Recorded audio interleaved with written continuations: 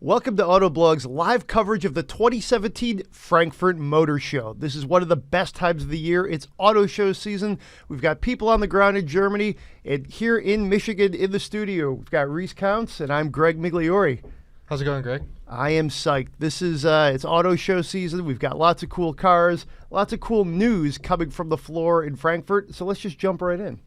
The biggest story is arguably the new Mercedes AMG Project One hypercar. It's basically a Formula One car for the street. This thing looks and hopefully sounds amazing. I am so psyched about this car. We've seen some teasers, and this is, I would call this like a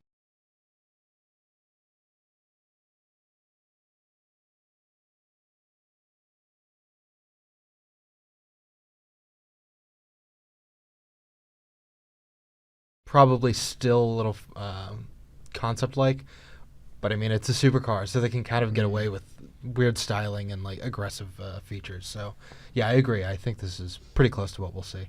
let's get into some of the nuts and bolts of this 1.6 liter engine. That's straight Formula One engine, basically. Yeah, it's as far as I know, like directly derived from the F1 engine. It's got the split turbocharger to help temperatures cooling. It's revs to like 11,000 RPM, and I think that's limited to, for what I read, fuel economy. I wonder what the EPA ratings are going to be on this thing. I am actually very curious to see like some of the final numbers on this. But more than 1,000 horsepower. They're not giving final ratings, but it's more than 1,000 horsepower.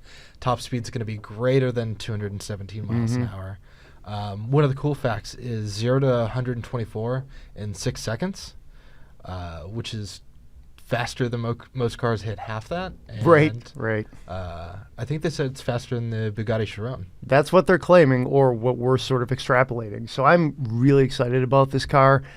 Interesting factoid, too, is that the engine is basically only going to last about 31,000 miles. Yeah, they said it's going to like take a pretty much like engine out rebuild like a lot of like other supercars. 31,000 miles doesn't seem like a lot, but anybody that buys like a 2-point-something million supercar isn't driving it all the time, so 31,000 miles could be a relatively long period of time. Over or under, I bet, is like 1,000 miles on the average amount of usage on these things. These are collector's items. They're track cars. You know. It's still, there's a lot of cool stuff about this. I'd like to see one of these cars race. I just wish there was like a good racing series out there, something like the old Le Mans GT1 class, where it's still kind of production based. But yeah, I'm very excited for this thing. Really, this is, I think, what Mercedes needs too. You look at some of the other, competitors out there, and a lot of people are doing, supercar-like cars, for lack of a better way to put it. People are putting a lot of horsepower under the hoods of their vehicles. They're doing a lot of sophisticated things. They're doing these, like, basically race cars that are limited edition models that you could buy and drive on the street. I'm thinking mainly of, like, the Ford GT. So I think Mercedes looked around, they looked at the landscape, and they said, hey, we gotta be here. Yeah, I think this is another big step for, like, AMG as a sub-brand. I mean, for a long time, they were just like a Mercedes tuner. And then they kind of, like in the late 90s or in the mid-90s, Mercedes acquired them and they started building more. And then, 5 or 6 years ago when the SLS came out, they built it was the first car they designed from the ground up. And, like, this is, like, now their, like, halo car. It's not just, like, another tuned Mercedes. This is no compromises, like, supercar from a brand that's been building for 50 years now. Absolutely. Again, can't wait to drive it. It's going to be limited edition, less than 300. Is that correct? Yeah, super limited edition, which is, once again, no surprise, but they're going to sell out because any car like this always sells out. Of course they're going to sell out. The price tag is going to be pretty high. It's 2 point something million, I think 2.46, which that's even more than I thought. I mean, the Ford GT is like 400 something thousand, and then you've got this is like in the millions. That's yeah, wild. I think this is more than the 918 and the LaFerrari and the P1 cost when they were new. So it's a lot, but they're going to sell them. So In that, like to your point, what you just said, that's where Mercedes, where AMG needs to be. You know, they need to be competing with the Ferraris, the 918s, you know, cars like that. You know, this gives them something that separates them from like all the rest of the really cool things Mercedes does. But truth be told, Mercedes makes, you know, E-Class taxis in Europe. You know, they need like this super halo car to, I think, continue to make them a force in the performance world. And this seems like it's going to be the answer. Yeah, and I also think this helps sort of justify the Formula One program, which any F1 team is like outrageously expensive to run. Yeah. Even some of the back markers. And Mercedes is probably got a budget as big, if not bigger, than Ferrari. So building a car like this, even if it's not going to be a big volume seller, kind of helps justify this to shareholders. Very cool, very cool. So our man Joel Stocksdale is on the ground in Frankfurt. He has more on this amazing new Mercedes. Let's listen in. In the Mercedes Hall, and it's a big place and it's full of a lot of people, and most of them are here to see this, the AMG Project One. It's the first hypercar from Mercedes-Benz. There have been supercars and other performance vehicles of other kinds, but this is the first one. Like, it's mid-engine, it's rear drive, super low and sleek. This is playing with the big boys like Bugatti Chiron and the upcoming Aston Martin Valkyrie. Now, one of the key features of this vehicle is that it's F1 inspired. The powertrain is a 1.6 liter V6 hybrid. It's got 4 electric motors. It's got 2 in the front that power the front wheels, and it's got 2 on the engine. One powers the turbocharger for faster response, and another one is connected to the engine for more horsepower. In total, it makes 1,000 horsepower and will propel this to about 217 miles per hour. You can see other F1 inspired details on the car. It's got the roof-mounted intake scoop. It's got the fin on the back that helps out with lateral stability. And inside the cockpit, you can find a rectangular steering wheel with the LED shift lights and a bunch of controls. And this is also painted up like the Mercedes F1 cars. You can see that it's got the same silver paint and also these green swoops on the side. It's an amazing car. They're only building about 275 of them, and it'll cost a little over $2.5 million.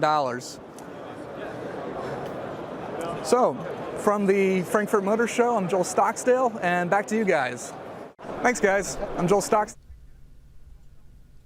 All right, so thanks, Joel. That is a pretty cool look at this car up close. This is something that is going to be, I think, one of the big stories of the next few years for Mercedes and, of course, the industry. But moving on, sort of at the opposite end of this crazy level of performance, we have a Honda electric concept just unveiled in Frankfurt. It looks really cool. It looks like kind of like an old school, like you were saying, Civic. Yeah, I'm excited. Yeah, it kind of looks like a old Civic hatch. Kind of the... Oh, I'm terrible with my Civic generations, but not the early 90s bubble one, but the late 90s kind of squared off one. But I was looking at the specs on this. This is 100 millimeters shorter than a Honda Fit. Like, this thing is really, really tiny, which is kind of cool. I mean, it's perfect for they call it the urban Eevee, which is, this size is perfect for that. But yeah, I think this thing looks awesome. It's confirmed for Europe for 2019. They've already said that. No information on if this will come to the United States. My guess is this is too small at the moment, but we'll see. I mean, I guess it depends on what gas prices do. Yeah, unless this is one of those like California like credit cars, I don't see it coming here, which is unfortunate because it looks cool, but there's just not a market for these. You know, like what I would really love to see is a like SI version. Like I think that would be fun. Yeah, something this small with like a little more power, but it looks cool, and like I'm sure in Europe it will do well, probably back home in Japan, but yeah, like you said, it's a little too small for the States. Now it is, they're marketing it as definitely an urban EV. So I think this could, you could find a home for this in places like New York, Chicago, LA, perhaps where people would say, hey, I want one of these tight cars that you can maneuver in cities. Perhaps the cost would be pretty low. I still feel like there's a market for that, but that's just kind of like the abstract. It's never quite taken off. You still see public transportation, taxis, things of that nature that really are what dominate those urban areas. You don't see these small cars. I always thought vehicles like the i3 might be able to find a niche, but for whatever reason, they don't seem to be, finding that audience. Part of it probably has to do with gas prices. And, we'll see. This is a cool one. I do wish, again, that, that we would get a version of this here. I certainly like the styling. This concept, which does preview what they're going to do, has some pretty cool features. Basically, in the grill area, it can display messages that you can do for other drivers. I don't know what could go wrong there. Yeah, it's. I've seen several other concepts that are doing this, and I get it in theory. I think it seems dumb in practice. It's your car is just kind of a rolling street sign. Fine, sure. It's one of those concept things where they're throwing everything at it. I don't see anything like that ever making it to production. Not on this car. One of our commenters says this looks like a Volkswagen, and actually that was my first reaction when I saw it. I thought, what's Volkswagen doing now? But that's a great opportunity. Please reach out to us. We're streaming this on our site. We're streaming this on Facebook. Please weigh in on the comments. Let us know what you think. If you have questions about some of these cars, we'd love to address them. If we don't have it right now, we'll get back to you. Please communicate with us. Reach out to us on Twitter during the live stream, after the live stream. We want to hear from you. Auto shows are when all this stuff happens. It's kind of like a mini Super Bowl. So if you got a question, I don't know how much clearer I can be. Now's the time to ask your questions. So let's hear them. But moving along, something still in the electric vein, but a little bit different than this Honda thing. We're going to go back to the past. 1960s E-Type is getting electric power. Yeah, this was a neat little concept from Jaguar. They brought out, 3 cars to Frankfurt this year? Like the E-Type, which is the classic. They brought like a current concept, and then another one that was like way off in the future, kind of showing past, present, and future of the company. But yeah, it's an E-Type with an electric motor, which I think is really cool. And then I was like, I'd never own one because I couldn't give up like the straight 6 or the V12 in that car. But taken on its own, I think it's great. It's I think 170 miles of range, 0 to 60 in like 5.5 seconds. Like it's gonna be quiet, smooth. It's I think pretty cool. It looks like an E-Type. It is cool, like you said, very small number of them. So it's not like we're worried about, these gems of automotive history being sort of, re-engined in a way that we might not find too appealing. Let's put it that way. But it's cool. It's definitely, it's an attention getter. It's, we've seen this automakers like to use their past to sort of illustrate what they're going to do in the future. We saw this with the Volkswagen, van that they showed at Pebble Beach. It's basically sort of like, hey, look at this great thing we did in the past, but here's our future moves here with, electrification is usually the way they do it. So, it's cool. Yeah, I'm wondering if we're going to see more classic cars like this decades down the future when parts and just aren't available. They're gonna you can always kind of rework a body panel, but sure, unless you have the original molds, it's kind of hard to rebuild an engine. So I don't think it's gonna be a widespread thing, but I can see more classic cars with electric powertrain swaps. The aftermarket is electric. That's kind of cool. It'd be like Cuba, where you see all those old cars running around, but who knows what's underneath Soviet the hood of them? engines. Yeah, Soviet diesels, bus engines. Yeah, that'd be cool. But 220 kilowatt is the battery power. It looks like an E-Type. I think that's about it. I don't think you can actually tell without popping the hood what's different about this thing. What do you do if an electric E-Type just rolls up to you silently? Wouldn't that be the most surreal thing? Stalled. Yeah, that's probably it. Speaking of exotic Europeans, let's move from Jaguar to Ferrari with the Portofino. Yes, this is the replacement for the California and the California T. I think it looks way better than those two cars. The California T got a nice refresh, but it still kind of looked frumpy in the rear.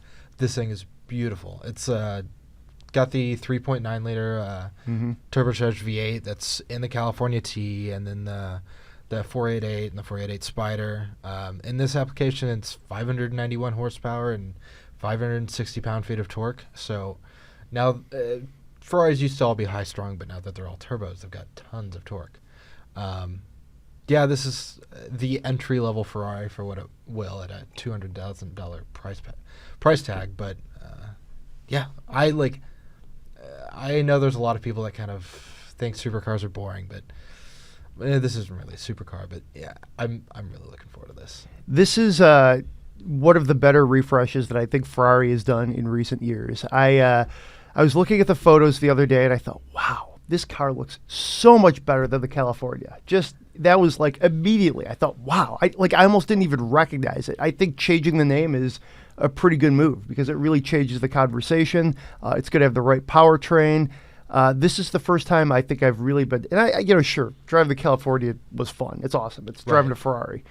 But I think this one could be really, really enjoyable. Yeah.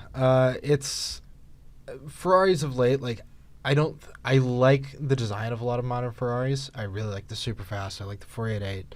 But they're introducing a lot of function over form with high aero. I don't think they're quite as beautiful as they used to be. Mm-hmm.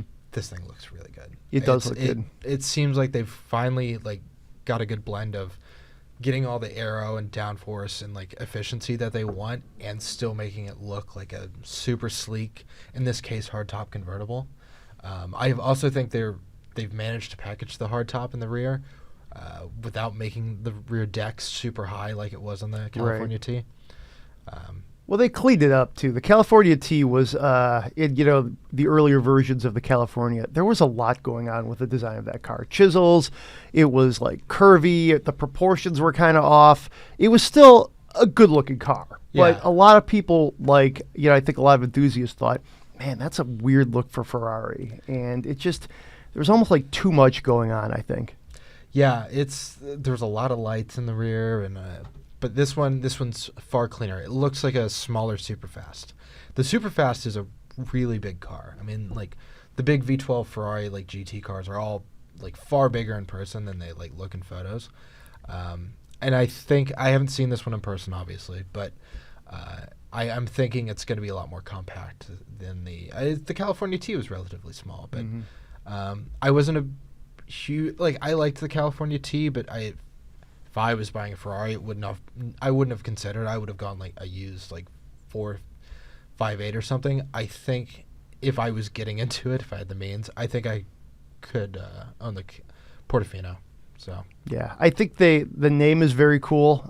It definitely, I don't know, the LaFerrari. I never really liked the Ferrari LaFerrari. I mean, come on, guys. And then there's the Superfast. I mean, that may be the only thing worse than LaFerrari, but Portofino, that's perfect. Yeah, it's all the front engine GT cars have actual names and not GTB or Italia. But this relates to the California, and then back in the 60s there was the Daytona.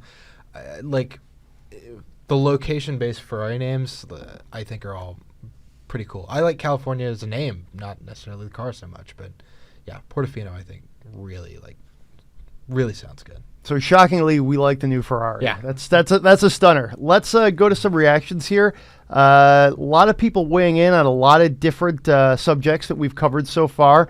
One of our Facebookers says that the Honda concept kind of looks like a Gen 1 Civic from the 70s. I could see that. Yeah, it's the original Civics were kind of that early Japanese design where it was kind of a lot of squares, a lot of angles, and then things got really angled in the 80s and then super soft in the 90s. But yeah, it's probably about the size of a first gen Civic too. I haven't seen that's a really good point. Quite a while, but yeah, it's probably what Honda was going for, is not making it look like a Volkswagen. I'm sure that was that probably wasn't the play. A couple more people think do see that sort of early Civic look. Then we've got one commenter here suggests that product loses its soul when it loses the original drivetrain. I would tend to agree with that. He's referencing the electric E-Type, I assume. Yeah, it's like I said, I think it's cool. I would like never get one without like the inline six. Right. So take that for what you will. I mean, it's only 3 cars, correct? Yeah. So I'm sure there's 3 people that are like, hey, I'll do that. And that there may not be 4, but it's a pretty niche market. Yeah, and like you said, the E-Type it's not like they're doing this to all the E-Types. There's a lot of E-Types out there. It's not a They built the car for a super good rare long car. time, yeah. So yeah, if they take a couple off the road and stick this powertrain in there, fine, sure, it's cool. Not for me. Exactly. I think, yeah. Well, like you said, this could be more of a trend, but I think, I don't know, 3, we can live with that. The world will survive. So moving along, reminder again, reach out to us. I've got my phone right here. I'm reading your comments, so we want to hear from you. Weigh in. What do you think of these cars? What do you want to know? So please let us know. Another cool reveal, though, was the Porsche Cayenne Turbo. We just saw the Cayenne. We're seeing the Turbo. It looks exactly like what we would expect. We actually just had a Macan in the office recently, and that was a fun car to drive. What do we know about this? So it's got a 4-liter V8, 2 turbos, 550 horsepower, 567 pound-feet of torque. Compared to the base model, just the regular Cayenne, which has 340 horsepower and 332 pound-feet of torque, I mean, this is way, way more powerful. Right. It's a fast, big SUV. I kind of like them. I consider them modern-day, hot rod station wagons. They're big people. They probably don't handle all that great on the track, but, cruise missiles in a straight line. 0 to 60 in 3.9 seconds. Whew, that is quick. 3.7 with the Sport Chrono package. That's dumb. This is probably a 2.5-ton SUV, and it's doing 0 to 60 faster than pretty much every modern sports car. I mean, unless you're getting close to the 6-figure range, you're not touching this. I think there's something just really enjoyable about having a vehicle that you could put your golden retriever in, you could put a couple people in, and then just destroy most generations of Camaros and Mustangs and Ferraris. I mean, it's really quick. This is why we were all excited about the Jeep Grand Cherokee Trackhawk. I mean, it's a big engine and a kind of an unusual package. But going back to the Cayenne, we had the Macan. All the Porsche SUVs still drive really well. Right. I mean, they're not track day cars, but they handle surprisingly well. The steering and the ride, the engine response, it's all what you would expect from a Porsche. It's not a 911 Sharp, but it's also not a 911. But I'm looking forward to this. Like I said, I like big, fast SUVs. I like the Macan. I like the old Cayenne quite a bit. The front-end styling on this one is a little questionable to me, but the rest of it looks good. I think I agree with you. The front end is a little unsettling. I don't know. It's got there's a lot going on there. Yeah. I feel like they took that Mission E sort of styling from a couple years ago, and they've made it their mission. And it's you guys can maybe kind of riff off of it, but you don't have to I don't know. There's a lot going on there. Yeah, it's just got this big black maw, and maybe in different colors, it would look better, because the concepts and have been silver or white. I think maybe in a darker color where there's black and red or blue or gray, I think it would probably play off a little better. But I don't know. Still, looks aside, you don't have to look at it from the inside. So yeah, and I love Porsche interiors. So can't wait to get this one through the fleet. It's gonna be fun. This will be good. I think we don't have an on sale date for it just yet, but it's gonna be fairly soon. Usually when Porsche shows a car, it's on sale fairly soon afterwards. We'll get pricing at that point. The basics. Yeah, I wouldn't be surprised if we got final specs by the end of the month. Yeah, exactly. And see an on sale date maybe by the end of the year. Yeah. Cool. Moving on from the Cayenne, we have this is a fun one to pronounce, an Audi Icon. This is a autonomous electric concept. It kind of looks almost like a mouse that you might have on your desktop. Not not quite sure what to make about this one, but it's definitely thought-provoking. Yeah, it's we were talking about how to pronounce the name, which is it's one of those like, okay, we're another one like kind of parts of that Honda concept where they're throwing everything at it. This is what Audi's considering the future of cars. There's no steering wheel, there's no pedal, there's no like seat belts or airbags, no safety equipment of any kind. The idea being if you're in an autonomous car, it won't crash.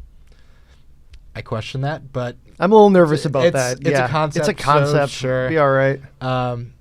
Yeah, it's cool, but it's just another like level 5, I guess, autonomous vehicle. You know, kind of a rolling living room or office. You know, it's where it's not really a car, but there are some good stats on it. It's got 349 horsepower and 406 pound-feet of torque. That's impressive. Which is cool. But is that going to be really appealing if you're not like driving it? Like, you tell the car like, "Hey, I want to do 0 to 60 runs." I mean, you can time yourself, I guess. I don't know. This is where I think we're starting to see kind of like concepts are getting a little weird. Like, they're doing all these like electric, cool, autonomous things, but then it's like, well, we got to put these cool numbers in the press kit, or we got to be able to talk about it with like that this car is some sort of like, that it's not, capable. So they just put these like, fairly impressive powertrains, propulsion units under the hood, under the chassis, if you will. And this one's a lot. There's a lot going on here. I'm not sure what to make of it, as you can see. There's some other things like Audi's claiming like 500 miles of electric range, which is frankly unbelievable. Like, it's a concept, so they can kind of like make up whatever number they want. That's a fun one. Nobody's just project it. And nobody's ever going to be able to like verify it. But this is. It seems like where we're heading. Where like there's for like the mass market, it's going to be like very like level 4, level 5 transportation where there's like no direct control. I don't know. I don't like it per se, but I don't know if there's any way of stopping it at this point. But the Icon, that's how the Icon. All right. Yeah.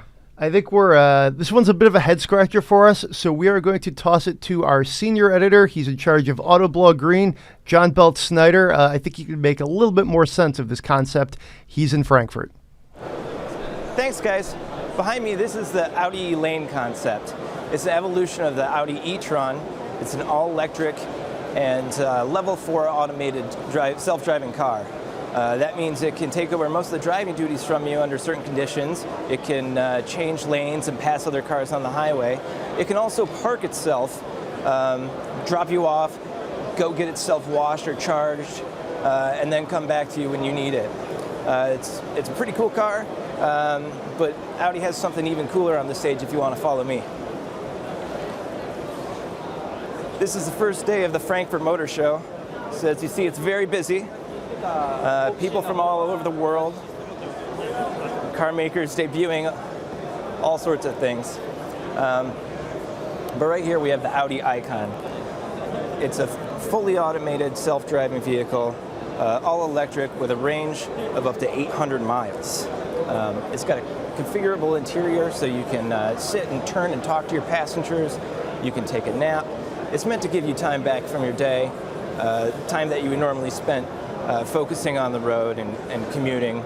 You can use that for work, for leisure, or for falling asleep if you want. With that, let's take it back to the studio. Thanks, John. Good stuff there from Frankfurt.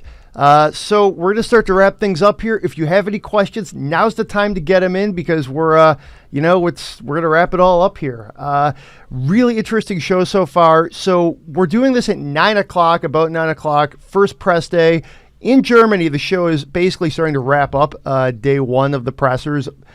So there will be a few more press conferences tomorrow, but this is basically like, really when everything's happening. We've seen most of the cars now.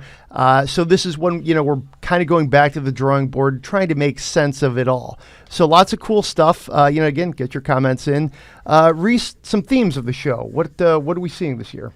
Well, electrification, like I think every car, but save for the Portofino and the, I guess, Cayenne, has had some sort of electrification. And I'm pretty sure there's going to be an e-hybrid version of the Cayenne at some point. Everything from like the Honda concept all the way up to the like AMG hypercar uses electric motors in some sort. So it's not a new theme, but like it's becoming a lot more pervasive.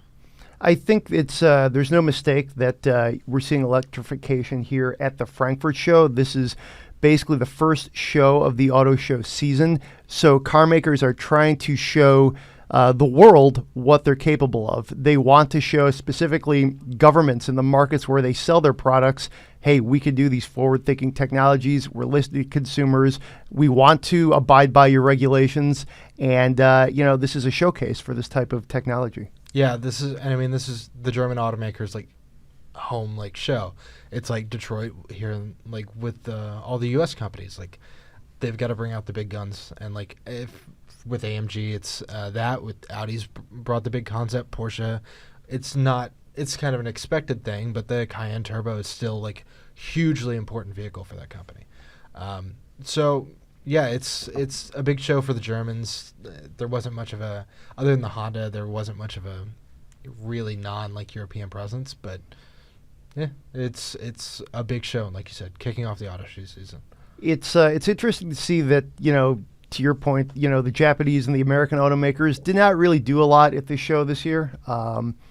Usually they don't, but sometimes, Ford of Europe or you would see some more, like even the French automakers would have bigger presences. It seemed like everybody outside of the German car makers was pretty quiet, which I think you're going to see this going forward in auto shows. Like each sort of show is going to play to its home market and then to a specific theme within that home market. Like in Detroit, you're going to see, a little bit of everything, but in New York, you might get some more of that, luxury bent. LA has tried to turn into the green car show.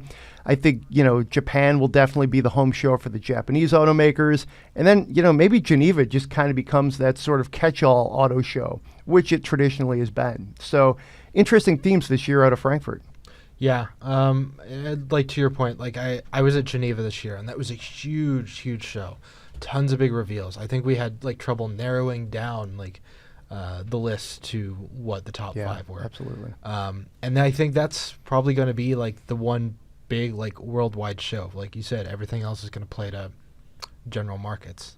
LA is totally rebranded itself as automobility, so it's kind of parsing down. Our shows are changing, but yeah, we'll see. Hits, misses, surprises, things like that. Biggest surprise? Honestly, I think it's that Honda Urban Eevee concept. Absolutely. I think the Portofino and the the AMG Project One are awesome, but we saw the Portofino a few weeks ago, and the AMG has been this. Yes, this is the first full look. But we knew it was coming. We knew it was going to have the F1 engine.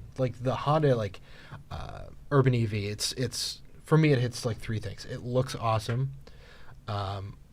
It's compact and has decent actual specs, and it's coming. This is a real car that's legit. Yeah, it's very concept right now with the lights and the suicide doors and the grill where it talks rolling road sign or whatever. But the bones are there, and I was surprised to see it. I think it was the biggest surprise. Honda has been coming back. I think everybody can agree, even people within Honda, that they kind of lost their way for a few years. But yeah, they're coming back, and I think this is a big move for them. They have no electrification presence. They've got next to no. They've only got a couple hybrids. They've got no EVs right now, and this could be a good step forward. This is definitely a good step. It looks like kind of a small step, because again, it's limited mainly to the European market. Again, we don't know that much about it, but it's good. They're definitely they're saying, hey, we want to play in the space. We understand the importance of this, and we're going to, try to make some progress there. So I agree with you as far as the biggest surprise. When I opened my email this morning and saw these pictures, I thought, oh, wow, this is cool. What is this? And it wasn't until I actually was, diving a little more deeper into it. I'm like, oh, this is an Eevee thing. I thought this was like sweet, some new like kind of retro hot hatch Halo thing, just when I was reading it on my phone this morning. So, I think that's what they're going for, is an attractive EV that gets, people of all, green and enthusiast stripes excited about it. Yeah, if honestly, I want to see the next gen Honda Fit look like this. Yes. That would be awesome. Good call. Good call. I like the Fit. The styling is. I like the old Fit better than this new Fit. I like the styling in the old Fit. I like the styling of the original Fit the best, but it's hard to beat that package. And I think it's why this thing is going to be really good. I don't think anybody at probably any price point does interior packaging and space efficiency and ergonomics better than Honda. Yeah. They figure out a way to make tiny little cars super, super functional. And I think a small urban EV like this is going to be they're really going to shine. If they can get the powertrain down, they can do the rest of the car. So, yeah, looking forward to this. Really quickly, a few other hits. I think we both agree the Portofino looks fantastic. Excited to drive that one. Good step forward for Ferrari. We're both excited, too, about the RS4 Avant. That story is going to be going up on our site shortly. You got to check that out. Yeah, it's going to be a lot of fun. We didn't talk about that much on here, but fast Audi wagons. What's not to like? I'm stoked. Yeah. That's going to be a good one. And, the Cayenne Turbo, that's fun, as we were both talking about, that it's, again, an SUV, a crossover that's certainly very quick, very capable. I like what Porsche is doing with their sport utility vehicles right now. Yeah, I 15 years ago when the original Cayenne came out, I mean, this is a story that's been told dozens and dozens of times. Everybody kind of oh, an SUV for Porsche, sorry. They make lots and lots of money for the company and allow them to do things like the GT3 and the GT2 and the 911R, all the stuff that we love. Sure. It's thanks to the Macan and the Cayenne. So build them, sell them. I don't care.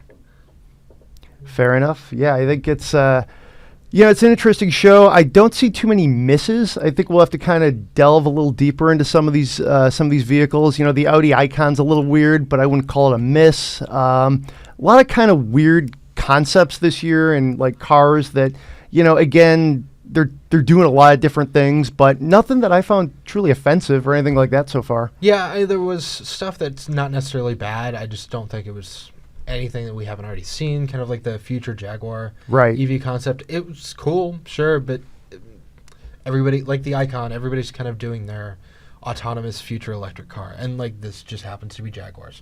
It's not bad, it's just not exciting anymore. I feel like in some ways car companies are so focused on the technology and on the future that I would say they're taking less risks with the design. They're taking fewer risks with the design. And you're not seeing these really crazy out there things. I remember the Lexus NX concept, which kind of previewed what ended up going to production. People were like, whoa, what happened there? And I haven't seen a concept like that in a while, or a production car where people were truly repulsed by it. So it's a different time, I think, right now. Car companies are spending their money on the technology and where they think things are going to go. Yeah, it's all about electrification and connectivity and autonomy. Those are, and the Icon, it's all three of those things in one package. That's kind of where everything's going, and so everybody's working on a concept or already has one out. So, yeah. Cool. Well, that wraps it up here from Detroit. Please follow us all day on Facebook, on Twitter. Head to our site. We've got lots of coverage. You got to check it out. Lots of cool cars. Frankfurt Motor Show is one of the biggest shows of the year. It's been fun spending this morning with you. We hope you enjoyed this. This is Reese Counts. Thanks, guys. I'm Greg Migliori. Thanks for watching. Have a great day.